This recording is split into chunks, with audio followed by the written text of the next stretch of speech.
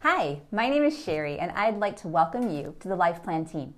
You are about to join a fantastic team of people from a variety of backgrounds and churches who are all committed to spreading the gospel by helping people choose life and live a hope-filled life in Niles, Benton Harbor, South Bend, and the surrounding communities.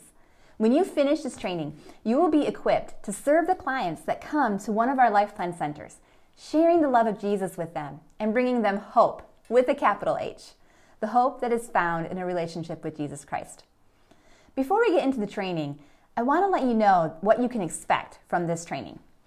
Our LifePlan Volunteer Training consists of 4 phases. In phases 1 through 3, you'll be watching videos like this one that are full of information that will help you be the best volunteer you can at LifePlan. Phase 1 is our foundational phase and will focus on spiritual matters, the gospel, evangelism, and discipleship, and how those are applied at LifePlan. Phase 2 focuses on specific skills and issues. It is in this phase that you will learn and practice peer counseling skills, as well as learn about the many different areas that LifePlan speaks into, such as abortion, gender issues, healthy sexuality, human trafficking, all of those. Phase 3 is where you will get your specialized training, either as a consultant, receptionist, men's ministry team member, or a medical team member. When you finish all the videos in phase 1 through 3, you'll be matched with another consultant where you will shadow that consultant in an on-the-job training program, as well as participate in a discipleship relationship with that consultant. Once you are comfortable and both you and your mentor consultant feel you are ready, you will be able to start seeing clients on your own. Whew. I know that feels like a lot, but we want you to be as prepared as you can be to impact lives, spreading the gospel by helping people choose life and live a hope-filled life. Before we go any further, let's take a look at what LifePlan is all about. Watch this. LifePlan first opened its doors in September of 1985 in a response to the Michiana abortion clinic. The idea behind LifePlan, which was originally called Pregnancy Care Center, was to provide support to women who were considering abortion. It is believed that many of these women were having abortion not because they wanted to, but because they lacked the support necessary to care for their babies. LifePlan began providing this support through pregnancy tests, ultrasound, material items, and referrals. Over the years, LifePlan has increased its service, changed its location, added staff members, undergone even a name change, and opened an additional campus. But one thing has not and will not change, and that is the mission of LifePlan. LifePlan exists to spread the gospel by helping people choose life and live a hope-filled life. Our greatest desire is to offer the hope that is found in the gospel of Jesus Christ to as many people as possible. We do this through the services we offer, the resources we provide, and of course, the sharing of the good news of the gospel. So we offer free pregnancy testing, free ultrasounds. We also have educational classes. Those classes are prenatal, parenting, relationship, life skill, and fatherhood classes. And then in the fall of 2020, we will be doing STI test and treat. I think what's unique about LifePlan is that we can provide a lot of different services for one person.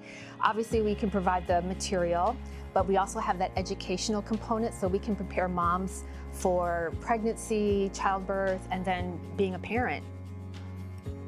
When a person comes in for an appointment, whether it's a pregnancy test or an ultrasound, we will start with a medical assessment. We'll do some teaching related to whatever test they're having, and then we'll run the test. And after the test, we'll do more teaching.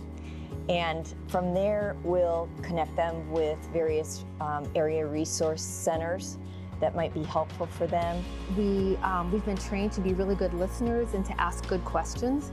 And so that gives us the opportunity to really draw our clients out and just to form a friendship and get to know them and help them feel comfortable.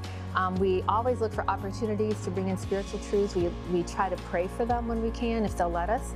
Some moms come in for a free pregnancy test and they find that they have an unwanted pregnancy. And the ultrasound is an opportunity to show them the opposite of what many of them have been taught in the culture. that this isn't a baby, that it's just tissue. If we're able to do an ultrasound, we're able to show a mom that there is a beating heart and there are hands and feet and a little baby is moving around in there. We've had a lot of moms change their minds coming in for those ultrasound appointments. We have an opportunity to go into the schools and teach sexual risk avoidance. We have a curriculum for that, and that's going to give a huge opportunity for us to have a greater influence on the culture around us.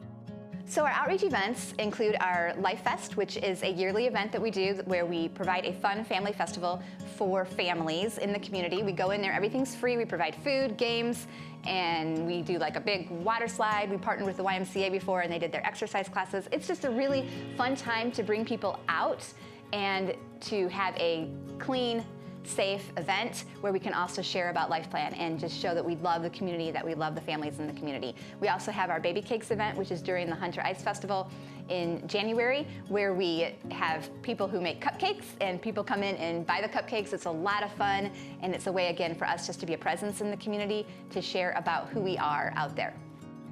LifePlan was originally, the Pregnancy Care Center, and so they were trying to change their focus to more of the family, and which I think is important, because in real life, especially if you have somebody that comes in that's abortion-minded, the male significant other, whether it's a husband or a boyfriend, has a lot of sway in whether that decision is made for pro-life or for the abortion to happen. We just see anybody who comes in our door, and I guess they don't look a certain way to us anymore. We see the people, we see what they're interested in, and then we just walk them through that. And it's all driven by the gospel. It's really Jesus in us, meeting people. We love God and people, that's what we do. As you all know, we live in challenging times. Marriage, family, and sexuality have never been under attack as much as they are today. But the LifePlan team will meet these attacks head-on. We will continue to provide non-judgmental, high-quality service in our communities, spreading the gospel and helping people choose life and live a fulfilled life. I want to encourage you to join us and help us fulfill this mission. Thank you.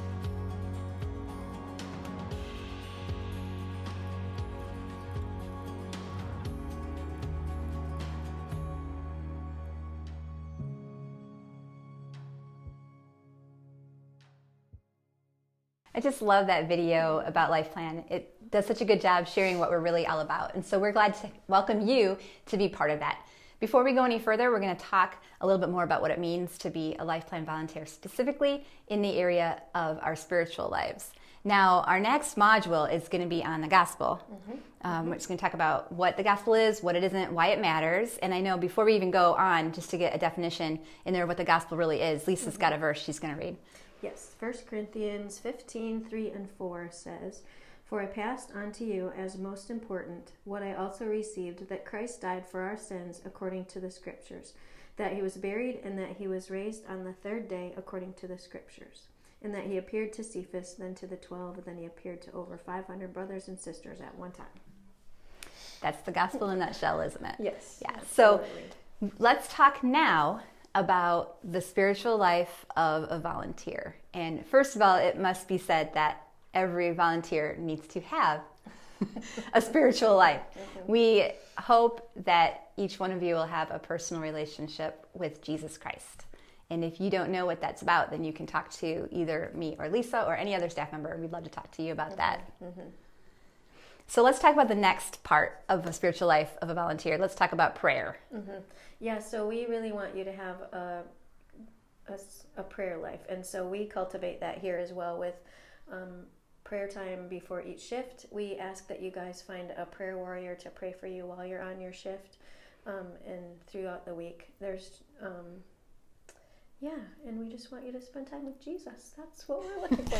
Absolutely. That is absolutely right. And other thing on the prayer thing, we do have, in case you didn't know, we do have a prayer team.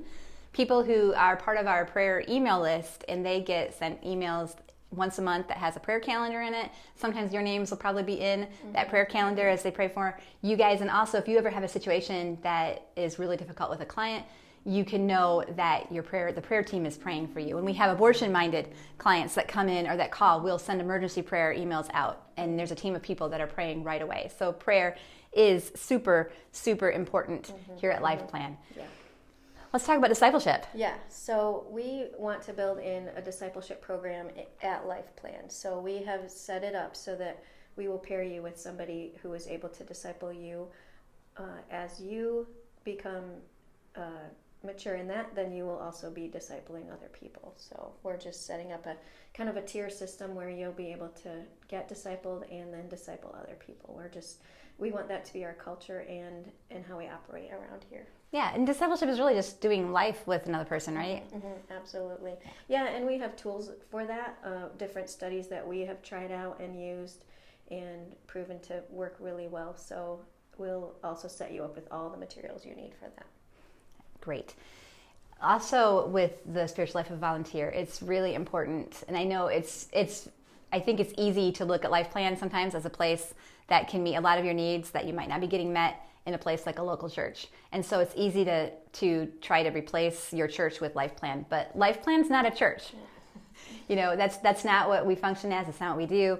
So it's really important for all of our volunteers to have a relationship with a local church, to be involved in that church, to be volunteering there, to be getting their spiritual needs met, being fed there at that local church, and to get the community from that church as well. Right. They're going to get community here, but it's not the same. Right, and we have lots of different churches represented here, so if you have any questions about that or need help finding one, we can also do that with you. So, yep, absolutely. So the last thing we want to talk about here is something that's really, really real, and we experience it here at LifePlan. We just want you to be aware of it. And I'm going to let Lisa talk all about this because she knows a lot about this, and that is spiritual warfare.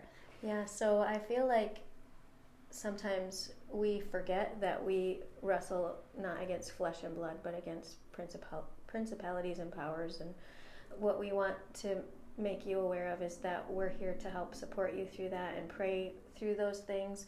There just will come attacks against us.